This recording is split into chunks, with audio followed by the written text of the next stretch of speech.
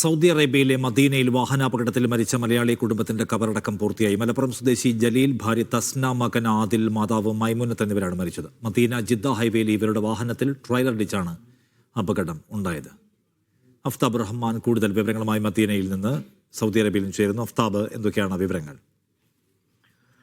നിഷാദ്, കഴിഞ്ഞ വെള്ളിയാഴ്ച രാത്രി ഉണ്ടായ അപകടത്തിൽ മരണപ്പെട്ടവരുടെ ഖബറടക്കമാണ് ഇപ്പോൾ മദീനയിലെ ബക്കിയിൽ പൂർത്തിയായിരിക്കുന്നത്.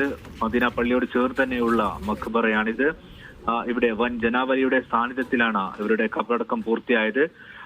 മലപ്പുറം വെള്ളില സ്വദേശിയായ ജലീലിന്റെയും ഒപ്പം ഭാര്യ തസ്നി, മകൻ 13-കാരനായ ആദിൽ, ഒപ്പം ജലീലിന്റെ ഉമ്മ മൈമുനത്ത് എന്നിവരുടെ ഖബറടക്കമാണ് ഇപ്പോൾ പൂർത്തിയായിരിക്കുന്നത്. ഇവരോടൊപ്പം ഇവരുടെ വാഹനത്തിൽ ആകെ 7 പേരാണ് ഉണ്ടായിരുന്നത്. ബാക്കിയുണ്ടായിരുന്ന ഈ അപകടത്തിൽപ്പെട്ട് പരിക്കേറ്റ് 3 പേരാണ് ഇപ്പോൾ ആശുപത്രിയിൽ ഉണ്ടായിരുന്നത്. ഇതിലൊരു കുട്ടിയുടെ നില ഇപ്പോഴും ഗുരുതരമായി തുടരുകയാണ്. അതിനിടയിലാണ് ഇപ്പോൾ ഇന്ന് ഖബറടക്ക ചടങ്ങുകൾ പൂർത്തിയായിരിക്കുന്നത്. ജലീലിന് ആകെ 7 മക്കളുണ്ട്. ഇതിൽ ബാക്കിയുള്ള 3 മക്കൾ നാട്ടിൽ നിന്നും എത്തിയിരുന്നു. ഒപ്പം ഇവരുടെ ബന്ധുക്കളും എത്തിയിരുന്നു.